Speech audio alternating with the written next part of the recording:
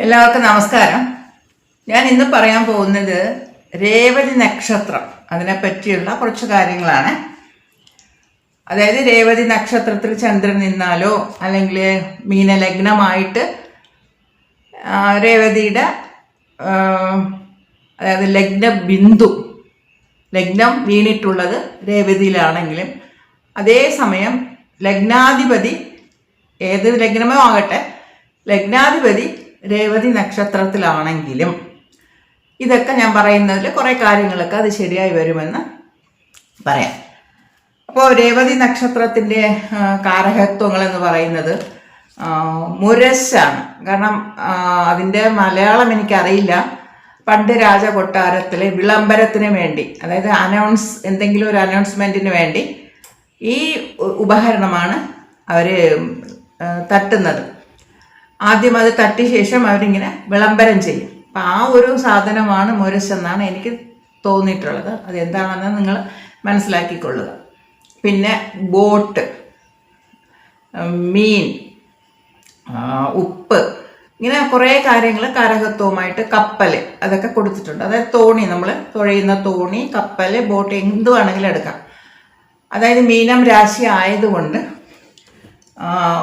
കാലപുരുഷൻ്റെ 12ാമത്തെ രാശി ആയതുകൊണ്ട് ഈ അവിടുത്തെ 108ാമത്തെ അതായത് 27ാമത്തെ നക്ഷത്രത്തിൻ്റെ നക്ഷത്രവും 108ാമത്തെ പാദവുമാണ്.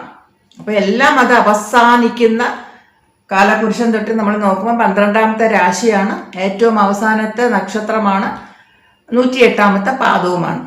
അപ്പോൾ എല്ലാം അത് ആ ഒരു മുക്തി, മോക്ഷം എന്നൊക്കെ ഉള്ള വ്യയം, ഇങ്ങനെയൊക്കെയുള്ള കാര്യം നമുക്കിവിടെ പറയാം എന്നുള്ളതാണ്.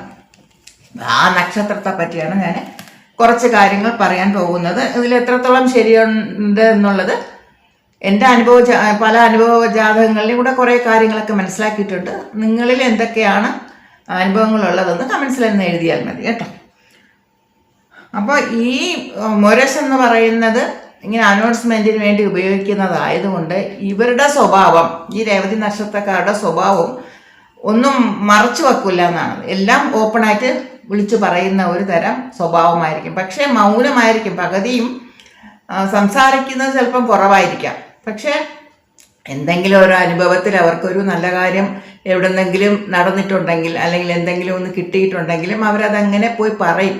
ഇങ്ങനെ എനിക്കത് നല്ലതായിട്ടായിരുന്നു തോന്നിയത്, അത് നിങ്ങൾക്ക് വേണമെങ്കിലും അത് ഉപയോഗിച്ച് നോക്കാം. എന്തെങ്കിലും ഒരു സാധനമാവട്ടെ. ഒന്നൊരു എക്സാമ്പിൾ പറയുകയാണെങ്കിൽ, ഇപ്പോൾ അസ്ട്രോളജി ആണെങ്കിലും, ഇപ്പോൾ ആരെങ്കിലും ഒരു അസ്ട്രോളജറെ കാണാൻ പോയി അവർ നല്ല അഭിപ്രായങ്ങൾ അല്ലെങ്കിൽ ആ ജീവിതത്തിലുണ്ടായ കാര്യങ്ങളൊക്കെ, പാസ്റ്റ് കാര്യങ്ങളൊക്കെ കറക്റ്റായിട്ട് പറഞ്ഞിട്ടുണ്ടെങ്കിൽ ഇവർക്കത് ഇഷ്ടപ്പെട്ടുവെങ്കിൽ ഇവർ മറ്റുള്ളവരോട് പറയും, അദ്ദേഹം നല്ലതായിട്ട് കാര്യങ്ങളൊക്കെ പറയുന്നുണ്ട്, നിങ്ങൾ വേണമെങ്കിൽ ഒന്ന് ട്രൈ ചെയ്ത് നോക്കൂ എന്ന് പറയും. അതേസമയം അവർ മോശമായിട്ടുള്ള കാര്യങ്ങൾ, അവരുടെ ജീവിതത്തിൽ ഒന്നും നടക്കാത്ത സംഭവങ്ങളാണ് പാസ്റ്റ് പറഞ്ഞിട്ടുണ്ടെങ്കിൽ അതും പറയും, അതൊന്നും ശരിയല്ല, പാസ്റ്റിലുള്ള നടന്നതൊന്നും അവർ പറഞ്ഞിട്ടില്ല, അപ്പോൾ ഫ്യൂച്ചർ എങ്ങനെ വിശ്വസിക്കുമെന്നുള്ള രീതിയിലും നല്ലതോ ചീത്തയോ ആണെന്ന് അറിയില്ല, അവർ കാര്യങ്ങൾ അങ്ങനെ ഒന്ന് അപ്പടിയെ പറഞ്ഞു കൊടുക്കും എന്നുള്ളതാണ്. അപ്പം ഈ മുരശെന്ന് പറയുന്നതും ആ ഒരു അനൗൺസ്മെൻറ്റ് എല്ലാം ഇവരുടെ സ്വഭാവത്തിലും കാര്യം നടക്കും എന്നുള്ളതാണ്. അതേപോലെ അവർ ആ ഒരു മുരശിൻ്റെ സ്വഭാവം നമ്മൾ എന്തിനാണോ അത് ഉപയോഗിക്കുന്നത് അതുപോലെ ഇവരുടെ സ്വഭാവത്തിലും ഈ ഒരു പ്രത്യേകത ഉണ്ടായിരിക്കും എന്ന് മനസ്സിലാക്കുക. പിന്നെ ഇതൊരു മീനം രാശിയാണ്. ഇവിടെ 2 മീനുകളാണ് ചിഹ്നമായിട്ട് കൊടുത്തിരിക്കുന്നത്. അപ്പോൾ മീൻ നക്ഷത്രമാണിത്. അപ്പോൾ അതും ഒരു കാരകത്വമായിട്ട് നമുക്ക് എടുക്കാം. അപ്പോൾ എന്ത് ചെയ്യും? മീനിനെ പെട്ടെന്ന് നമുക്ക് പിടിച്ചാൽ കിട്ടില്ലല്ലോ, അതിങ്ങനെ വിട്ടുപോകില്ലേ, പെട്ടെന്ന് നമ്മുടെ കയ്യിൽ ഇങ്ങനെ കിട്ടില്ല. അപ്പോൾ അങ്ങനെ ഇവരുടെ സ്വഭാവം അല്ലെങ്കിൽ ഇവരെ പെട്ടെന്ന് ആർക്കും മനസ്സിലാക്കാൻ പറ്റില്ല എന്നുള്ളതാണ്. അതായത് ഇവർക്ക് വാക്ക് കൊടുത്താൽ ആ വാക്ക് കൊടുക്കാൻ വേണ്ടി കുറച്ച് ബുദ്ധിമുട്ടും എന്ത് പറഞ്ഞാൽ. അപ്പോൾ ഇവരൊക്കെ വാക്ക് കൊടുക്കുമ്പോൾ സൂക്ഷിക്കണം, ഇവർക്ക് ചെയ്യേണ്ടി വരും. അതുകൊണ്ട് വാക്ക് കൊടുക്കുന്ന കാര്യത്തിലൊക്കെ കുറച്ച് ശ്രദ്ധ വേണം എന്നുള്ളതാണ്. കഠിന അധ്വാനി, എന്ത് ജോലിയാണെങ്കിലും അവർ ശരിക്കും ചെയ്യും. കാരണം രേവതി നക്ഷത്രം എന്ന് പറയുന്നത് ശനിയുടെ ബുധൻ, ആ ശനി പിറന്ന നക്ഷത്രം കൂടെ ആയതുകൊണ്ട് ശനി എന്നുള്ളത് തൊഴിൽക്കാരകന്, കഠിന അധ്വാനി എന്നുള്ളതുകൊണ്ട് ഇവർ ശരിക്കും അധ്വാനിക്കുമെന്നുള്ളതാണ് പറഞ്ഞിട്ടുള്ളത്. പിന്നെ സ്വന്തം നാട്ടിൽ നിന്ന്, ജനിച്ച സ്ഥലത്ത് നിന്നും ഇവർ അന്യസ്ഥലങ്ങളിൽ പോവുകയോ വിദേശത്ത് പോവുകയാണെങ്കിലാണ് ഇവർക്ക് നല്ലത്. കാരണം ഇവർ ഇങ്ങനെ പിന്നെ ചുറ്റിത്തിരിയുന്ന സ്വഭാവമായിരിക്കും ഇവർക്ക്. എന്താ പറയുക, പലതരം രാജ്യങ്ങളും നാടുകളൊക്കെ കാണാനുള്ള യോഗമുള്ളത് കൊണ്ട് ഇവരിങ്ങനെ ചുറ്റിത്തിരിഞ്ഞു കൊണ്ടിരിക്കും. ഇവർക്ക് ബോട്ട് യാത്രയൊക്കെ ഭയങ്കര ഇഷ്ടമാണ്. പിന്നെ ഇവർ പൊതുവെ ചില നക്ഷത്രക്കാർ മറ്റുള്ളവരെ ചതിക്കുമെന്ന് പറയും. പക്ഷെ ഇവരങ്ങനെയല്ല, ഇവർ ചതിക്കപ്പെടാം എന്നാണ്. ഈ രേവതി നക്ഷത്രം മറ്റുള്ളവരാൽ ചതിക്കപ്പെടാം. അപ്പോൾ ഈ ഒരു പണവിഷയങ്ങളിലോ ഇപ്പം ചെക്ക് സൈനിട്ട് കൊടുക്കുക, ജാമ്യത്തിൽ നിൽക്കുക, ഇപ്പോൾ ക്രിപ്റ്റോ കറൻസി അല്ലെങ്കിൽ MLM സ്റ്റോക്ക് മാർക്കറ്റ് ഇങ്ങനെയുള്ള ഒരുപാട് കാര്യങ്ങളിലൊക്കെ ഇവർ ബിസിനസ്സിലാണെങ്കിലും എന്ത് കാര്യമുണ്ടെങ്കിലും വളരെ സൂക്ഷിക്കണമെന്നുള്ളതാണ്. കാരണം ഏത് സമയത്തും ഇവരെ കാല് വാരാൻ ആളുണ്ടാവും എന്നുള്ളത് എപ്പോഴും ഇവർക്ക് പിന്നെ ഓർമ്മ വേണം. കാരണം എന്തിൽ പുറപ്പെട്ടാലും ഇവരുടെ ഒരു സ്വഭാവം എന്ന് വെച്ചാൽ പകുതിയേ കേൾക്കുകയുള്ളൂ. ഇപ്പം ഒരു ബിസിനസ് ആരംഭിക്കുന്നു എന്ന് വെച്ചാൽ പാർട്ട്ണർ കുറേ കാര്യങ്ങൾ പറഞ്ഞു കൊടുത്താലും ഇവരതിൽ അവരുടെ മേലുള്ള വിശ്വാസം കൊണ്ട് പകുതിയേ കേൾക്കുകയുള്ളൂ, പകുതി അവർ പറയാതെ പോകും. അങ്ങനെ ആകുമ്പോൾ അവസാനം ഇവർക്കൊന്നും മനസ്സിലാവില്ല. ബിസിനസ്സിലൊക്കെ ലോസ് വരാനൊക്കെ ഉള്ള ചാൻസ് ഉള്ളതുകൊണ്ട് എല്ലാ വിഷയത്തിലും മറ്റുള്ളവർ പറയുന്നത് അങ്ങനെ വിശ്വസിക്കാതെ അവർ വളരെ ശ്രദ്ധാപൂർവം കാര്യങ്ങൾ മുന്നോട്ട് കൊണ്ടുപോകണമെന്നാണ് ഈ നക്ഷത്രം സൂചിപ്പിക്കുന്നത്. കാരണം ഇത് അഭിമന്യുയുടെ നക്ഷത്രമാണ് രേവതി. അപ്പോൾ കൃഷ്ണൻ പറയുന്നതൊന്നും ശരിക്ക് കേട്ടില്ല എന്നുള്ളതാണ്. അപ്പോൾ ചക്രവ്യൂഹത്തിൽ പെട്ടുപോയതാണ്. രക്ഷപ്പെടാനുള്ള മാർഗം മനസ്സിലായില്ല, അതുകൊണ്ട് രക്ഷപ്പെടാൻ പറ്റില്ല എന്നാണ് നമുക്ക് കഥകൾ പറയുന്നത്. അപ്പം ഇത് അഭിമന്യു ജനിച്ച നക്ഷത്രമായതുകൊണ്ട് വളരെ ശ്രദ്ധാപൂർവം കാര്യങ്ങൾ മുന്നോട്ട് നീക്കണം. അല്ലെങ്കിൽ ആര് വേണമെങ്കിലും ഇവരെ ചവിട്ടിത്താഴ്ത്താം, കാല് വാരി വിടാം എന്നുള്ളത് മനസ്സിലാക്കുക. പിന്നെ അതുപോലെ ഇപ്പോൾ നമ്മൾ ബോട്ടായിരുന്നാലും കപ്പലായിരുന്നാലും തോണി എന്തായിരുന്നാലും ആവട്ടെ, ഏത് തരത്തിലുള്ള ഒരു യാത്രാ സൗകര്യമുള്ള വെള്ളം വെള്ളമായതാണ് ഈ കപ്പൽ പറയുന്നത്. അപ്പം അത് ഉപയോഗിച്ചിട്ട് നമ്മൾ നന്ദി പറയാറുണ്ടോ? നമ്മൾ എവിടെയെങ്കിലും യാത്ര ചെയ്തിട്ട് വന്നിട്ട് നമ്മൾ ആട്ടോയാലും കാറായാലും എന്തായാലും നമ്മൾ പോയിട്ട് വന്നിട്ട് ചിലർ മാത്രമേ ഗ്രാറ്റിറ്റ്യൂഡ് പറയാറുള്ളൂ. ഞാൻ എപ്പോഴും പറയാറുണ്ട് താങ്ക് യു എന്ന് പറയും. കാരണം നമ്മുടെ ജീവൻ അവർ കൊണ്ട് രക്ഷപ്പെടുത്തി വിട്ടതല്ലേ എന്ന് പറഞ്ഞിട്ട് താങ്ക്സ് ഞാൻ പലയിടങ്ങളിലും ഏകദേശം ഒരു 99% ഞാൻ നന്ദി പറയാറുണ്ട്. പക്ഷെ അത് വളരെ നല്ലതുമാണ് നമുക്ക്. എല്ലാവരോടും എപ്പോഴും ഞാൻ പറയും, എക്സ്ട്രാ അവർക്ക് കാശും കൊടുക്കും ഞാൻ പേ ചെയ്ത് പോവുകയാണെങ്കിൽ. അപ്പം അതുപോലെ ഇവരെ ഈ തോണി പോലെ ഇവരെ ഉപയോഗിക്കുക എന്നാണ് പറയുന്നത്. ഇവരെ ഇഷ്ടത്തിന് ഉപയോഗിക്കും, യൂസ് ചെയ്യും എല്ലാ കാര്യങ്ങൾക്കും. നല്ല അധ്വാനിയാണ്. എല്ലാം യൂസ് ചെയ്തിട്ട് അതിന് ഒരു മൈൻഡില്ലാത്ത രീതിയിലും ഇവരെ മാറ്റും എന്നുള്ളതാണ്. പെട്ടെന്ന് കൈവിടുന്ന ഒരവസ്ഥയും ഉണ്ടാകും. പിന്നെ എന്തു തന്നെയായിരുന്നാലും എത്ര സ്ഥലങ്ങളിൽ ഇവർ തോറ്റു എന്നുള്ളതാണ്. തോൽവി അടുത്ത് നിൽക്കുമ്പോഴും ഇവരായിരിക്കും ജയിച്ചു വരുന്നത്. കാരണം എവിടെയും ഒരു ലീഡർഷിപ്പ് ക്വാളിറ്റി അല്ലെങ്കിൽ എന്താ പറയുക, ഒരു ടീമിനെ നയിക്കാനുള്ള ഒരു കഴിവ് എല്ലാം ഇവർക്കുണ്ട്. നല്ല അധ്വാനിയാണ്. ഒരു ക്യാപ്റ്റൻ ടൈപ്പിൽ എല്ലാ കാര്യങ്ങളും ചെയ്യാനുള്ള അതായത് ടീം ലീഡർ ആ രീതിയിൽ അതായത് നമ്പർ 1 ജോലിയിലാണെങ്കിൽ അവർ നമ്പർ 1 ആണ്. അതിന് അവർക്ക് പട്ടം പാരിതോഷികം എല്ലാ കാര്യങ്ങളിലും കിട്ടും, ഗിഫ്റ്റുകളെല്ലാം കിട്ടും. അതായത് പല ഇടങ്ങളിൽ തോറ്റു എന്നുള്ള ലെവൽ വന്നാലും ഇവരായിരിക്കും ജയിച്ചു വരുന്നത്. പക്ഷേ പല സ്ഥലങ്ങളിൽ ഇവർക്ക് തോൽത്ത് പിന്മാറേണ്ടി വരുന്നതും അവസരങ്ങളും ഉണ്ടാകും ജീവിതത്തിൽ. പിന്നെ എപ്പോഴും ഒരു വിഷമം ഇവർക്ക് എപ്പോഴും മനസ്സിലുണ്ടായിരിക്കും. എത്ര തന്നെ സമ്പാദിച്ചാലും എത്ര തന്നെ ഉയരങ്ങളിലെത്തിയാലും ജീവിതത്തിൽ ഒരു വിഷമം ഇവരുടെ ഉള്ളിൽ കിടക്കും. മനസ്സെപ്പോഴും ഒരു ചഞ്ചലമുണ്ടായിരിക്കും. മനസ്സിന് എപ്പോഴും ഒരു ചഞ്ചലമുണ്ടായിരിക്കും. ഇപ്പം നമ്മൾ അടുത്ത് നോക്കേണ്ടത് രേവതി നക്ഷത്രം എന്ന് പറയുന്ന നല്ല ക്വാളിറ്റിയാണ്. ഇവരെ കാണാനും സുന്ദരനും സുന്ദരിയുമാണ്. അതിനൊന്നും ഒരു മാറ്റമില്ല, നല്ല സമ്പാദിക്കും. പക്ഷേ ആൺകുട്ടികളുടെ കാര്യത്തിൽ, ഇവർക്ക് ജനിക്കുന്ന ആൺമക്കളുടെ കാര്യത്തിൽ കുറച്ചൊരു വിഷമം ഉണ്ടായിരിക്കും. ഒന്നുകിൽ ആൺകുട്ടികൾ ഉണ്ടാവില്ല, പെൺകുട്ടികൾ മാത്രമേ ഉണ്ടാവൂ. അങ്ങനെ ഉണ്ടായാലും ആ ആൺകുട്ടിയെ പറ്റിയുള്ള ഒരു ചിന്ത ഇവർക്ക് എപ്പോഴും ഉണ്ടായിരിക്കും. എന്തെങ്കിലും ഒരു ബുദ്ധിമുട്ട് ആ കുട്ടി കൊടുക്കും എന്നുള്ളത്. ഒന്നാണ്, നമ്മൾ വിചാരിച്ച രീതിയിൽ ആ കുട്ടി വരില്ല, അല്ലെങ്കിൽ പറഞ്ഞാൽ അനുസരിക്കില്ല, അല്ലെങ്കിൽ എന്തെങ്കിലും അസുഖങ്ങൾ എന്തെങ്കിലും കൊണ്ട് ആൺകുട്ടികളുമായിട്ട് ഒത്തുചേർന്ന് പോകുന്ന ഒരു പ്രശ്നം ഉണ്ടാവില്ല ഇവർക്ക്. പിന്നെ ഇവരുടെ ഫാമിലി ലൈഫ് എന്ന് പറയുന്നതും മാരേജിലും പല പ്രശ്നങ്ങളും മുമ്പേ തന്നെ പല പ്രശ്നങ്ങളും ഉണ്ടാകും. മാരേജ് നോക്കുന്ന സമയത്ത് പല ബുദ്ധിമുട്ടുകളും ഉണ്ടാകും. വിവാഹം കഴിഞ്ഞാലും ഇവരുടെ തമ്മിലൊരു പ്രശ്നം എപ്പോഴും ഉണ്ടായിരിക്കും. പാർട്ട്ണർക്ക് എന്തെങ്കിലും അസുഖങ്ങളുണ്ടാവും, ശരീരത്തിനുള്ള കുറവുകളാവാം, അല്ലെങ്കിൽ മാനസികമായിട്ടുള്ള കുറവുകൾ, എന്തെങ്കിലുമൊക്കെ ഒരു ബുദ്ധിമുട്ട് ഇവർക്ക് ജീവിതത്തിൽ ഉണ്ടാകും എന്നുള്ളതാണ്. പക്ഷെ ഇതൊന്നും അവർ ഉള്ളിൽ കാണിക്കാതെ അവരിങ്ങനെ വെളിയിൽ ഹസ്ബൻഡ് വൈഫ് നല്ല ജീവിതം ലീഡ് ചെയ്ത് പോകുന്ന പോലെ തന്നെ നമുക്ക് തോന്നും. പക്ഷെ ഉള്ളിൽ അവർക്ക് പ്രശ്നങ്ങൾ ഉണ്ടായിരിക്കും. പിന്നെ ഇവരുടെ ഫാമിലിയിൽ ചെറിയ വയസ്സിൽ മരിച്ചു പോയവർ കാണും. കാരണം സൂയിസൈഡ് ചെയ്തവരുണ്ടായിരിക്കാം, എന്തെങ്കിലുമൊക്കെ രോഗം വന്ന് എന്തെങ്കിലും ഒരു ചെറിയ വയസ്സിലൊക്കെ മരിച്ചവർ ഉണ്ടായിരിക്കാം. പിന്നെ ഈ രേവതി നക്ഷത്രക്കാരുടെ പിതാവിനായിരിക്കും ആദ്യത്തെ ഒരു ആയുസിൻ്റെ ഒരു ബുദ്ധിമുട്ട് വരുന്നത്. മിക്ക രേവതി നക്ഷത്രക്കാരെയും എൻ്റെ ജാതകത്തിൽ അച്ഛൻ നഷ്ടപ്പെട്ട അവസ്ഥയിലാണ് കണ്ടിട്ടുള്ളത്. അമ്മയ്ക്ക് നല്ല ഒരു ആയുസ് കൊടുക്കുന്നുണ്ട്, അച്ഛന് ബുദ്ധിമുട്ട് കാണിക്കുന്നുണ്ട്. അപ്പോൾ ആദ്യം നമ്മൾ മനസ്സിലാക്കേണ്ടത് ഇവർക്ക് അച്ഛനായിരിക്കും ആദ്യം പോകുന്നത്. ഇതെന്തുകൊണ്ടെന്ന് വെച്ചാൽ ശനി പിറന്ന നക്ഷത്രമാണ് രേവതി. അപ്പം അതുകൊണ്ട് അവിടെ ബുധന് നീചമാണ്, ശുക്രൻ ഉച്ചനാണ്, ഗുരുവിൻ്റെ വീടുമാണ്. അപ്പം ഇത്രയും കാര്യങ്ങൾ വെച്ചുകൊണ്ട് വേണം ഇത് വന്ന് അവസാനത്തെ മുക്തി മോക്ഷമൊക്കെ തരുന്ന ഒരു കല്ലറ, പിന്നെ വിഷ്ണുപാദം, ശിവലോകം എല്ലാം. കാരണം അവസാനം മുക്തി, നമ്മൾ അവസാനം എവിടെ പോയി ചേരുന്നു അതാണ് ഈ മീനം പറയുന്നത്. അപ്പം അതുകൊണ്ട് അവിടുത്തെ അവസാനത്തെ നക്ഷത്രവുമാണ്, ഏറ്റവും അവസാനത്തെ പാദമാണെങ്കിൽ, 4ാം പാദമാണെങ്കിൽ ഒരു പക്ഷേ അടുത്ത ഒരു ജന്മം ഉണ്ടോ എന്നുള്ളതും പഠനങ്ങൾ അവർ നടത്തിക്കൊണ്ടിരിക്കുകയാണ്. അതെന്താണെന്നുള്ളത് നമുക്കറിയാൻ പറ്റും. ആ അവസാനത്തെ പാദത്തിലാണ് ജനനമെങ്കിൽ അടുത്ത ജന്മം നമുക്കുണ്ടോ എന്നുള്ളത് കൂടെ നമുക്ക് ഡൗട്ടാണ്. അങ്ങനെയാണ് പറയുന്നത്. അടുത്തത്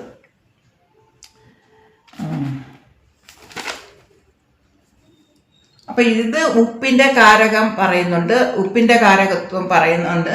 അതുപോലെ മീനരാശിയാണ്, ശുക്രൻ മീനാണ്.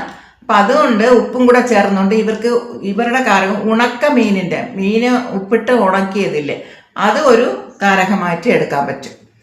പിന്നെ അതുപോലെ ഉപ്പ് കൊണ്ടുള്ള ഇവർക്ക് എന്തെങ്കിലും അസുഖം ശരീരത്തിനുണ്ടാവാം, ഹാർമോണിൻ്റെ പ്രശ്നമുണ്ടാകാം, അതും രോഗമായിട്ട് നമുക്ക് എടുക്കാൻ പറ്റും. ഈ ശനിയും കൂടെ പിറന്ന നക്ഷത്രമായതുകൊണ്ട് ഇവർക്ക് എപ്പോഴും ഒരു ശോകം ഉണ്ടായിരിക്കുമെന്ന് ഞാൻ പറഞ്ഞില്ലേ. എപ്പോഴും ജീവിതത്തിൽ ഒരു ശോകം മനസ്സിനുള്ളിൽ ഇങ്ങനെ കിടക്കും. അതുപോലെ ഇവർക്ക് മദ്യം തൊടാൻ പാടില്ല. ഇത് അതായത് ശുക്രനാണ് പിന്നെ വില കൂടിയ മദ്യത്തെ കുറിക്കുന്നത്. ശനി എന്നുള്ളത് ഏത് തരമായിരുന്നാലും വേണ്ടില്ല. അപ്പം അങ്ങനെ ഒരു ഇതുള്ളത് കൊണ്ട് ഇവർക്ക് ബുധനും നീചം, ശുക്രനും ഉച്ചൻ. അപ്പം ഇങ്ങനെ ഉള്ളത് കൊണ്ട് അവർക്ക് ആ ഒരു രസം, ആ ഒരു മദ്യപാനം തൊടാൻ പാടില്ല എന്നുള്ളതാണ് കാരണം. ഇവർ നിർത്തില്ല, കണ്ടിന്യൂ ചെയ്ത് തുടങ്ങിപ്പോയെങ്കിലും ഇവർക്ക് നിർത്താൻ ഒരു ബുദ്ധിമുട്ടാണ്. അതാണ് പറയുന്നത്. ഇവർക്ക് ജീവിതത്തിൽ ജീവിക്കാനുള്ള സൗകര്യങ്ങളെല്ലാം കൂടുതലായിരിക്കും. എന്നാലും ഒരു വിരക്തി, മനോരീതിയായിട്ട് ഒരു വിരക്തി ഇവർക്ക് ഉണ്ടാകും. ഇവരുടെ വീട്ടിൽ പൂന്തോട്ടം അല്ലെങ്കിൽ പച്ചക്കറികൾ തോട്ടം ഒക്കെ ഉണ്ടായിരിക്കാം. കാരണം ഒരുപക്ഷെ ഇവർ ഫ്ലാറ്റിലാണ് താമസിക്കുന്നുവെങ്കിൽ അതിൻ്റെതായ രീതിയിൽ ഒരു ചെടിച്ചട്ടികളിലൊക്കെ വെച്ചിട്ടുണ്ടെങ്കിൽ ഇവരതിനെ ഇങ്ങനെ മെയിൻറ്റെയിൻ ചെയ്യും എന്നുള്ളതാണ്. അതുപോലെ ബോട്ട് യാത്ര, ഫോറിനിൽ കപ്പൽ യാത്ര ഒക്കെ ഇവർക്ക് വളരെ ഉത്തമമാണ്. ചിലർ വന്ന് കപ്പലിൽ, അതായത് ശുക്രനായതുകൊണ്ട് ഗുരു, ശുക്രൻ, ശനി, ബുധൻ, ഇത് 4 ഗ്രഹങ്ങളെ പറ്റി നമ്മളിവിടെ പറയണം. അപ്പം ശുക്രനായതുകൊണ്ട് സഞ്ചരിക്കുന്ന കപ്പൽ, ആൾക്കാരെ കൊണ്ടുപോകുന്ന കപ്പൽ പറയാം.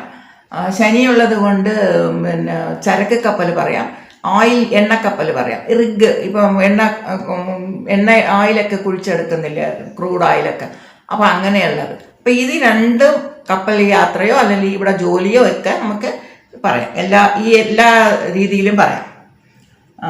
പിന്നെ അവരുടെ ഫാമിലിയിൽ വീട്ടിൽ അബോർഷൻസ് കാണും, ആൺകുട്ടികൾക്ക് പ്രോബ്ലം ഉണ്ടായിരിക്കും. പിന്നെ ഇവരുടെ ഈ രേവതി നക്ഷത്രത്തിൻ്റെ അമ്മയ്ക്കും അച്ഛനും തന്നെ ചിലപ്പം കുറച്ച് ബുദ്ധിമുട്ടുകളാണ്. അച്ഛൻ നേരത്തെ മരിച്ചു പോകണമെങ്കിൽ അമ്മ നല്ല ചെറുപ്പമാകില്ലേ, അങ്ങനെയൊക്കെ സംഭവിക്കാനും ഒക്കെ ചാൻസ് ഉണ്ട്. അമ്മയും അച്ഛനുമായിട്ടുള്ളൊരു പ്രശ്നം, ചിലപ്പോൾ അച്ഛൻ വിട്ടുപോകാം, പിരിഞ്ഞു പോകാം, എന്തെങ്കിലുമൊക്കെ അച്ഛനൊരു ബുദ്ധിമുട്ട്, അനുഭവക്കുറവ് ഇവർക്ക് കാണുന്നുണ്ട്. പക്ഷേ ഇവർക്ക് അച്ഛനോടായിരിക്കും കൂടുതൽ വാത്സല്യം. അതുപോലെ ENT പ്രോബ്ലം ഉണ്ട്. ബുധൻ ഇവിടെ നീചമാണ്. അപ്പോൾ ആ തരത്തിലുള്ള ഒരു പ്രശ്നങ്ങൾ ഇവർക്ക്, സ്കിന്നിന് പ്രോബ്ലം പറയുന്നുണ്ട്.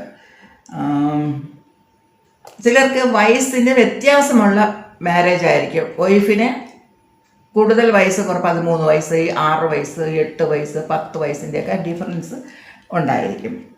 പിന്നെ ഇതിൽ നമുക്ക് ജോലി കാര്യം എന്ന് പറഞ്ഞാൽ ബാങ്ക് പറയാം, മെഡിക്കൽ പറയാം, അഗ്രികൾച്ചർ, കാഷ്യർ, ഇങ്ങനെ ഒരുപാട് കാര്യങ്ങൾ പറയാമെങ്കിലും നമ്മളുടെ ജോലി, മറ്റുള്ള കാര്യങ്ങളെല്ലാം നമ്മൾ ഒരു നക്ഷത്രം കൊണ്ട് മാത്രം പറയാൻ പറ്റില്ല.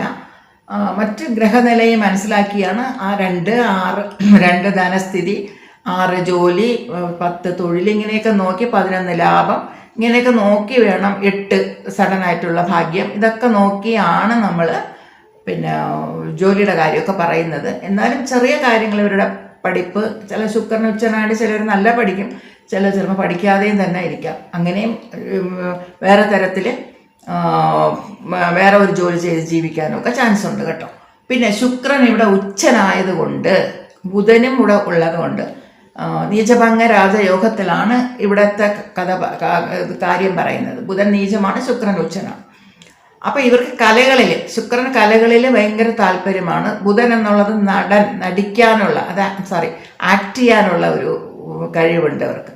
അപ്പോൾ ഒരു പക്ഷേ ഗ്രഹനിലയിൽ ഇപ്പോൾ ഫിലിം ഫീൽഡിൽ നല്ല രീതിയിൽ അങ്ങനെ ചെയ്യുന്ന അല്ലെങ്കിൽ പേരെടുക്കുന്ന ഒരാളാണെങ്കിൽ ഫിലിം ഫീൽഡിൽ വരാനും കൂടെ ചാൻസ് ഉണ്ട്. അതിൽ ഏതെങ്കിലും ഒരു ലൈൻ, ശുക്രൻ എന്നുള്ളത് ബുധനുള്ളതും നടിപ്പും കലകളിലുമുള്ള ഒരു ഇൻട്രസ്റ്റും ഉണ്ട്. അല്ലെങ്കിൽ അത് നടനായിട്ടൊക്കെ വരാനുള്ള ചാൻസ് ഉണ്ട്. അല്ലെങ്കിൽ വേറെ ഏത് രീതിയിലും ഫിലിം ഫീൽഡിലോട്ട് വരാൻ ചാൻസ് ഉണ്ട്. അല്ലെങ്കിൽ വിഷ്വൽ കമ്മ്യൂണിക്കേഷനൊക്കെ പഠിക്കാനുള്ള യോഗമെങ്കിലും ഉണ്ടായിരിക്കും എന്നുള്ളതാണ്. അത് ഗ്രഹനില മനസ്സിലാക്കിയിട്ട്, ഒരു നക്ഷത്രം കൊണ്ട് മാത്രമല്ല, പിന്നെ ആ ഒരു ഗ്രഹനിലയും കൂടെ അതിന് സൂട്ടബിൾ ആണെങ്കിൽ അങ്ങനെ വരാൻ പറ്റും. അപ്പം ഇവരുടെ വീട്ടിൽ തുലാം ലഗ്നം തുലാരാശി, കുംഭം രാശി കുംഭലഗ്നം, മകരലഗ്നം മകരരാശി, ഇടവലഗ്നം ഇടവരാശി, ഇതൊക്കെ കൂടുതലും കാണും. ഇതൊന്ന് നിങ്ങൾ ശ്രദ്ധിച്ച് നോക്കുക. പിന്നെ ഇത് ജീവവീടാണ്, ജീവനക്ഷത്രവുമാണ്. അപ്പോൾ ഇവർക്ക് പൊതുവെ ഇവരുടെ കുടുംബക്ഷേത്രമെന്നോ എന്തെങ്കിലും, നമുക്ക് 5-ാം അധിപതിയൊക്കെ ആണെങ്കിൽ അവിടെ രേവതിയിൽ നിൽക്കുകയാണെങ്കിൽ ഒരു പക്ഷേ അനന്തശയനമുള്ള കിടക്കുന്ന രീതിയിലുള്ള ഒരു ദേവനൊക്കെ ആയിരിക്കാനൊക്കെയാണ് ചാൻസ്. അപ്പോൾ ഇവർക്ക് കൂടുതലും ഈ പിന്നെ അനന്തശയനമുള്ള വിഷ്ണുവിനെ പൂജിച്ചാൽ ഇവർക്ക് നല്ലതാണ്. പിന്നെ കുറച്ച് എഴുതി വെച്ചിട്ടുണ്ട്. ലവ് മാരേജ് ഫാമിലി ഉണ്ടായിരിക്കും. പിന്നെ ഞാൻ ഗുരുവിൻ്റെ വീട് വരെ പിന്നെ വ്യയം പതനം അങ്ങനെയൊക്കെയാണ് ഇവിടെ പറയുന്നത്. അപ്പം ഞാൻ നിറയെ ജാതകങ്ങളിൽ ഇങ്ങനെയുള്ള ഞാൻ പറഞ്ഞ കുറേ കാര്യങ്ങളൊക്കെ മനസ്സിലാക്കിയിട്ടുണ്ട്. അതുകൊണ്ടാണ് ഞാനിത് പറയുന്നത് കേട്ടോ. പിന്നെ കടം വാങ്ങി ബിസിനസ് ചെയ്യുന്നത് ഇപ്പോൾ സാധാരണ ഒരു മിഡിൽ ക്ലാസ് ഫാമിലി ആണെങ്കിൽ ശ്രദ്ധിക്കണം കൂടുതൽ. ഇപ്പോൾ പണമുള്ള ആൾക്കാരാണെങ്കിൽ അവർക്ക് അതൊരു വലിയ പ്രശ്നമായിട്ട് വരില്ല. അപ്പോൾ പണത്തിനൊക്കെ ബുദ്ധിമുട്ടുന്ന ആൾക്കാർ കടം വാങ്ങി ബിസിനസ് ചെയ്യുമ്പോഴൊക്കെ വളരെ ശ്രദ്ധിക്കണം. എന്തുകൊണ്ടെന്ന് വെച്ചാൽ ഇത് രേവതി നക്ഷത്രം എന്നുള്ളത് പാപ്പർ നോട്ടീസാണ്. പാപ്പർ നോട്ടീസ് എന്ന് പറയില്ലേ, എന്താ പറയുക, മഞ്ഞ നോട്ടീസ്. കാരണം പണമൊക്കെ നഷ്ടമായി ഒരു അവസ്ഥ വരുന്ന ഒരവസ്ഥയുണ്ടല്ലോ. അപ്പോൾ അങ്ങനെ എല്ലാ സ്വത്തുക്കളും നശിച്ച് ഒന്നുമില്ലാതെ ഞാൻ ഏഴയാണ്, അല്ലെങ്കിൽ ഞാൻ എന്താ പറയുക, ഞാൻ പാവപ്പെട്ടവനായി എന്നുള്ളത് കാണിക്കുന്ന നോട്ടീസൊക്കെ ഉണ്ടല്ലോ പറയില്ലേ, പാപ്പർ നോട്ടീസ്, അതൊക്കെ രേവതി നക്ഷത്രമായിട്ടാണ് വരുന്നത്. അപ്പം അങ്ങനെ പണങ്ങളൊന്നും നഷ്ടപ്പെടാത്ത രീതിയിൽ നിങ്ങൾ സൂക്ഷിക്കണമെന്നാണ് പറയുന്നത്. ഇതൊക്കെ പല ഇടത്തു നിന്നും കിട്ടിയ അറിവ് വെച്ചുകൊണ്ടാണ് പറയുന്നത്. ഇതിൽ നിങ്ങൾ അതിനെ തെറ്റായിട്ടൊന്നും എടുക്കണ്ട. നിങ്ങൾക്ക് ഇതിൽ ഞാൻ പറഞ്ഞ കാര്യങ്ങളൊക്കെ ശരിയാണെങ്കിൽ ഒന്ന് കമൻറ്റ് ചെയ്യണം കേട്ടോ. ഇതൊക്കെയാണ് പറയുന്നത്. അപ്പോൾ എന്ന് വെച്ചാൽ 12ാമത്തെ വീടാണ്. ആ വീടിന് തന്നെ പലതരത്തിലും നമുക്ക് അവസാനത്തെ മുക്തി തരുന്ന, മോക്ഷം തരുന്ന സ്ഥലമാണ്. അപ്പം എല്ലാവരും അവസാനം അവിടെ പോയി ചേരുന്ന സ്ഥലമാണ്. കല്ലറയാണ്, സെമിത്തേരിയാണ്, എന്ത് വേണമെങ്കിലും പറയാം. അപ്പം അങ്ങനെ ഉള്ളത് കൊണ്ട് അവസാനത്തെ നക്ഷത്രമാണ്, അവസാനത്തെ 108ാമത്തെ പാദം, 4ാമത്തെ 108ാമത്തെ പാദം. ഇതൊക്കെ നമ്മൾ മനസ്സിലാക്കി കൊണ്ടുവേണം. ഈ കാര്യങ്ങൾ കുറേയൊക്കെ മനസ്സിലാക്കി കഴിഞ്ഞാൽ ജാതകത്തിൽ ബാക്കി ഗ്രഹനിലയും കൂടെ വെച്ച് നോക്കുമ്പോൾ നമുക്ക് പെട്ടെന്ന് കാര്യങ്ങൾ ഇതും കൂടെ ചേർത്ത് പറയാൻ പറ്റും. അതുകൊണ്ട് നക്ഷത്രത്തിന് വാല്യൂ ഇല്ല എന്ന് പറയാനോ പാടില്ല. അതിന് ഒരുപാട് വാല്യൂ ഉണ്ട്. അപ്പോൾ അത് മനസ്സിലാക്കിക്കൊണ്ട് വേണം നമ്മൾ ജാതകവും ശരിക്കും എല്ലാ കാര്യങ്ങളും ചേർത്ത് പറയേണ്ടത്. നക്ഷത്രങ്ങൾ, പഞ്ചാംഗത്തിലെ കാര്യങ്ങൾ, എല്ലാ കാര്യങ്ങളും ചേർത്ത്, ഗ്രഹനിലയും ചേർത്ത് വേണം ഓരോന്നും നമ്മൾ നോക്കി ഫലങ്ങൾ പറയേണ്ടത്. Thank you.